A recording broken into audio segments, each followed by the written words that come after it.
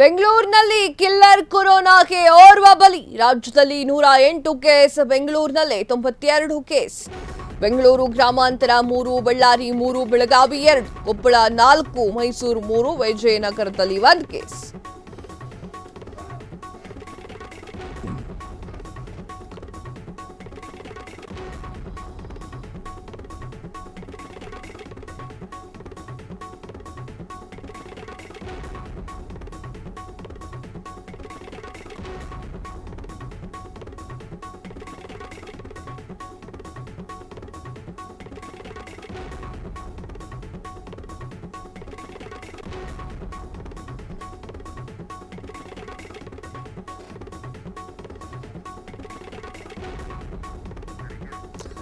S, ಬೆಂಗಳೂರಿನಲ್ಲಿ killer ಕೊರೋನಾಗೆ ಓರ್ವ ಬಲಿ.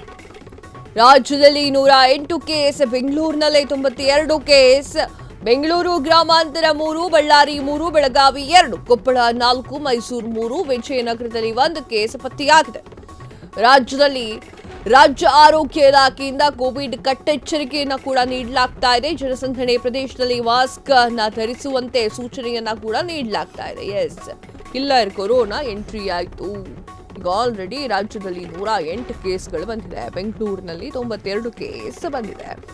ಫ್ರೀಡಂ ಟಿವಿ ಇದೇ ಮೊದಲ ಬಾರಿಗೆ, ಈ ಹಿಂದೆಯೂ ಕೂಡ ಫ್ರೀಡಂ ಟಿವಿ ವರದಿಯನ್ನ ಮಾಡಿತ್ತು. ಕಿಲ್ಲರ್ ಕೊರೋನಾ ಎಂಟ್ರಿ ಆಗ್ತಾ ಇದೆ, ಕೋವಿಡ್-19 ಮತ್ತೆ ಬರ್ತಾ ಇದೆ ರಾಜ್ಯದಲ್ಲಿ ಅಂತ ಹೇಳಿ ನಾವು ಹೇಳ್ದಾಗೆ ಆಯ್ತು. ರಾಜ್ಯದಲ್ಲಿ 108 ಕೇಸ್, ಬೆಂಗಳೂರಿನಲ್ಲಿ 92 ಕೇಸ್ ಈಗ ಪತ್ತೆಯಾಗಿದೆ. ಬೆಂಗಳೂರು ಗ್ರಾಮಾಂತರದಲ್ಲಿ 3, ಬಳ್ಳಾರಿಯಲ್ಲಿ 3 ಕೇಸ್, ಬೆಳಗಾವಿಯಲ್ಲಿ 2, ಕೊಪ್ಪಳದಲ್ಲಿ 4, ಮೈಸೂರಿನಲ್ಲಿ 3, ವಿಜಯನಗರದಲ್ಲಿ 1 ಕೇಸ್ ಪತ್ತೆಯಾಗಿದೆ. ನೀವು ಜನಸಾಮಾನ್ಯರು, ಸಾರ್ವಜನಿಕರು ಇನ್ನಾದರೂ ಕೂಡ ಎಚ್ಚರಿಕೆಯನ್ನ ವಹಿಸಬೇಕು. ಕೋವಿಡ್-19 ಆಲ್ರೆಡಿ ನಿಮ್ಮ ಮನೆ ಪಕ್ಕದ ಮನೆವರೆಗೂ ಬಂದು ಬಿಟ್ಟಿದೆ. ಎಸ್, ಈ ಬಗ್ಗೆ ಮಾತನಾಡಿದ್ದಾರೆ ದಿನೇಶ್ ಗುಂಡೂರಾವ್ ಅವರು. ಏನು ಮಾತನಾಡಿದ್ದಾರೆ ನೋಡ್ಕೊಂಡು ಬರೋಣ ಬನ್ನಿ. ನಾನು ಹೇಳಿದ್ನಲ್ಲ, ಯಾರು ಈ ಇಮ್ಯುನೋಸಪ್ರೆಸೆಂಟ್ ಡ್ರಗ್ಸ್ ಉಪಯೋಗ ಮಾಡ್ತಾ ಇದ್ದಾರೆ ಮತ್ತು ಬಾಣಂತಿಯರಿಗೆ ಒಂದು ಏನು ಪ್ರಿಕಾಷನರಿ ಮೆಜರ್ ಅಷ್ಟೇ ಅದು. ಅಂದರೆ ಒಂದು ಮಾಸ್ಕ್ ಧರಿಸಿದ್ರೆ ಒಳ್ಳೆಯದು. ಮಾಸ್ಕ್ ಧರಿಸೋದ್ರಿಂದ ಬೇರೆ ರೋಗಗಳಿಂದ, ಬೇರೆ ವೈರಾಣುಗಳಿಂದ ಕೂಡ ನಮಗೆ ಸಹಾಯ ಆಗ್ತದೆ. ಮತ್ತು ಇನ್ನೊಂದು ಹೇಳಿದ್ರೆ, ಆದಷ್ಟು ಮಟ್ಟಿಗೆ ಒಂದು ಸ್ವಚ್ಛತೆಯನ್ನು ಕಾಪಾಡಿಕೊಂಡು ನಮ್ಮ ಸ್ಯಾನಿಟೈಸರ್ನ ಉಪಯೋಗಿಸುವಂಥದ್ದು ಎಲ್ಲೆಲ್ಲಿ ಸಾಧ್ಯ ಆಗುತ್ತೆ ಮಾಡಿ, ಅದು ಎಲ್ಲದಕ್ಕೂ ಕೂಡ ಒಳ್ಳೆಯದು. ಈಗ ಸಾಂಕ್ರಾಮಿಕ ರೋಗಗಳಿರ್ತದೆ, ಬೇರೆ ಈಗ ಮಳೆಗಾಲ ಎಲ್ಲ ಇರೋದ್ರಿಂದ ಕೋವಿಡ್ ಒಂದೇ ಅಲ್ಲ, ಇನ್ನು ಉಳಿದ ಬೇರೆ ವೈರಲ್ ಇನ್ಫೆಕ್ಷನ್ಸ್ ಕೂಡ ತಡೆ ಹಿಡಿಯೋದಕ್ಕೆ ಅದು ಅನುಕೂಲ ಆಗ್ತದೆ. ದಯವಿಟ್ಟು ಯಾರೂ ಕೂಡ ಭಯ ಬೀಳ್ತಕ್ಕಂಥ ಪರಿಸ್ಥಿತಿ ಇಲ್ಲ. ಕೇಂದ್ರ ಸರ್ಕಾರ ಕೂಡ ಹೇಳಿದರೆ, ಇಡೀ ದೇಶದಲ್ಲಿರುವಂಥ ಯಾವುದೇ ಪ್ರಕರಣಗಳಲ್ಲಿ ಗಂಭೀರವಾದಂಥ ಪರಿಸ್ಥಿತಿ ಎಲ್ಲೂ ಕೂಡ ಅವರು ಕೂಡ ಕಂಡು ಬಂದಿಲ್ಲ.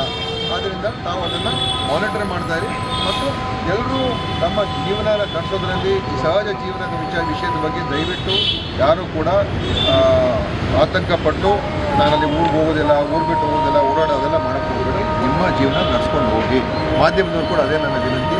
ತಾವು ಕೂಡ ಇದನ್ನು ಹೇಳಿದಾಗ ಅನಾವಶ್ಯಕವಾಗಿ ಜನರಲ್ಲಿ ಏನೋ ಒಂದು ರೀತಿ ಆತಂಕ ಸೃಷ್ಟಿ ಆಗ್ತಕ್ಕಂಥ ಇದೆ ಅಂತ ಹೇಳುವಂಥದ್ದು ಬೇಡ. ಅವ್ರಿಗೂ ಕೂಡ ಅಡ್ವೈಸ್ ಮಾಡಿ. ಈ ಥರ ಇಂಥ ಸಂದರ್ಭದಲ್ಲಿ ಎಚ್ಚರಿಕೆಯಿಂದ ಇರೋದು ಒಳ್ಳೆಯದೇ, ಎಲ್ಲದಕ್ಕೂ ಕೂಡ ಒಳ್ಳೆಯದು. ಕೋವಿಡ್ ಒಂದೇ ಅಲ್ಲ, ಅನೇಕ ರೋಗಗಳಿಗೆ ಅದು ಒಳ್ಳೆಯದು.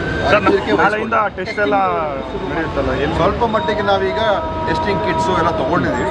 ಎಲ್ಲ ಅವಶ್ಯಕತೆ ಇದ್ದರೆ ಮಾತ್ರ, ಈ ಥರ ಸೀರಿಯಸ್ ಕೇಸಸ್ ಇರ್ತದಲ್ಲ ಅಂಥವ್ರಿಗೆ ಮಾತ್ರ ನಾವು ಟೆಸ್ಟ್ ಮಾಡಿಸ್ತೀವಿ ಮತ್ತು ಟೆಸ್ಟಿಂಗ್ ಕಿಟ್ಸು ಕೂಡ ತೊಗೊಳಕ್ಕೆ ಹೇಳಿದ್ದೀವಿ. ಆಮೇಲೆ ಏನಾದರೂ ಅವಶ್ಯಕತೆ ಇದ್ದರೆ ಕೆಲವು ಔಷಧಿಗಳನ್ನು ಕೂಡ ಖರೀದಿ ಮಾಡೋದಕ್ಕೆ ನಾವು ಹೇಳಿದ್ದೀವಿ. ಟೆಸ್ಟಿಂಗ್ ಈಗ ಆಸ್ಪತ್ರೆಗಳಿಗೆ ಹೋಗಿ ಕೆಲವರು ಮಾಡಿಸ್ಕೋಬೋದು. ಟೆಸ್ಟಿಂಗ್ ಯಾರಾದರೆ ಮಾಡಿಸ್ಕೋಬೇಕು ಅಂತಂದರೆ ಖಂಡಿತ ಅವರು ಮಾಡಿಸ್ಕೋಬೋದು. ನಮ್ಮ ಆಸ್ಪತ್ರೆಯಲ್ಲಿ ಕೂಡ ಬಂದು ಮಾಡಿಸ್ಕೋಬೋದು, ಖಾಸಗಿ ಆಸ್ಪತ್ರೆಯಲ್ಲಿ ಕೂಡ ಮಾಡಿಸ್ಕೋಬೋದು. ಜಾಸ್ತಿ ಕೇಸ್ ಅಂತ ಹೇಳ್ತಾ ಇದ್ದಾರೆ ಬೆಂಗಳೂರು. ಯಾಕಂದರೆ ಈಗಾಗಲೇ ನಾವು ಈ ಕೋವಿಡ್ ವಿಚಾರದಲ್ಲಿ ಕೆಲವು ಅಡ್ವೈಸರಿಯನ್ನು ನಮ್ಮ ಇಲಾಖೆಯಿಂದಲೇ ಪ್ರಕಟಣೆ ಮಾಡಿದ್ದೇವೆ. ನಮ್ಮ ಟೆಕ್ನಿಕಲ್ ಅಡ್ವೈಸರಿ ಕಮಿಟಿ ಹಿಂದೆ ಅವರು ಒಂದು ನೆನ್ನೆ ಸಭೆ ಮಾಡಿದ್ದಾರೆ. ಎಲ್ಲ ಒಂದು ವಿಷಯಗಳನ್ನು ಗಮನ ಹರಿಸಿ ರಾಜ್ಯದಲ್ಲಿ ಏನು ಈ ವರ್ಷ ಸುಮಾರು 35 ಕೋವಿಡ್ ಪ್ರಕರಣಗಳು ಇಲ್ಲಿ ಪತ್ತೆ ಹಚ್ಚಿರುತ್ತದೆ. ಅದರಲ್ಲಿ ಬಹುತೇಕ 32 ಬೆಂಗಳೂರು ನಗರದಲ್ಲಿ. ಕಳೆದ ಒಂದು 15 ದಿವಸದಲ್ಲಿ ಸಣ್ಣ ಪ್ರಮಾಣದಲ್ಲಿ ಸ್ವಲ್ಪ ಹೆಚ್ಚಿಗೆ ಆಗಿದೆ. ಅದರಿಂದ ನಾವು ಏನು ಮುನ್ನೆಚ್ಚರಿಕೆ ಕ್ರಮಗಳು ತಗೊಳ್ಬೇಕು ಅಂತಲೂ ಕೂಡ ಅಥವಾ ಇದರ ಬಗ್ಗೆ ಏನು ನಾವು ಹೆಜ್ಜೆಗಳು ಇಡಬೇಕು ಅಂತ ನಮ್ಮ ಟೆಕ್ನಿಕಲ್ ಕಮಿಟಿಯವರು ಕೂಡ ಮಾತನಾಡಿದ್ದಾರೆ ಮತ್ತು ಕೇಂದ್ರ ಸರ್ಕಾರ ಜೊತೆ ನಾವು ಮಾಡ್ತಾ ಹೋಗ್ತೇವೆ. ಇಡೀ ದೇಶದಲ್ಲೆಲ್ಲೂ ಗಂಭೀರವಾದ ಪರಿಸ್ಥಿತಿ ಏನೂ ಇಲ್ಲ.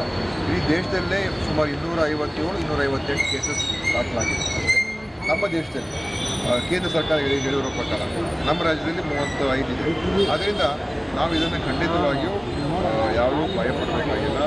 ಈ ಕೋವಿಡ್ ಬಂದಿರತಕ್ಕಂಥವ್ರಿಗೂ ಕೂಡ ಅವರಿಗೆ ಬಹಳ ಒಂದು ಮೈಲ್ಡ್ ಸಿಂಪ್ಟಮ್ಸ್ ಅಂತ ಹೇಳ್ಬೋದು. ಅವ್ರಿಗೆ ಯಾವುದೇ ರೀತಿಯ ಒಂದು ಸೀರಿಯಸ್ ಗಂಭೀರವಾದಂಥ ಒಂದು ಕಂಡೀಷನ್ ಇಲ್ಲ. ಮತ್ತು ನಾವು ಈಗಾಗಲೇ ಏನು ಭಾಳ ಒಂದು ಮುಖ್ಯವಾಗಿ ನಾವು ಏನು ಹೇಳಿದ್ದೀವಿ ಅಂತ ಹೇಳಿದ್ರೆ, ಈ ಸಾರಿ ಪ್ರಕರಣಗಳಂತ ಬರ್ತದೆ. ಅಂದರೆ ಅವರೆಲ್ಲ ಆಸ್ಪತ್ರೆಗಳಲ್ಲಿ ಇರ್ತಾರೆ. Severe acute respiratory illness.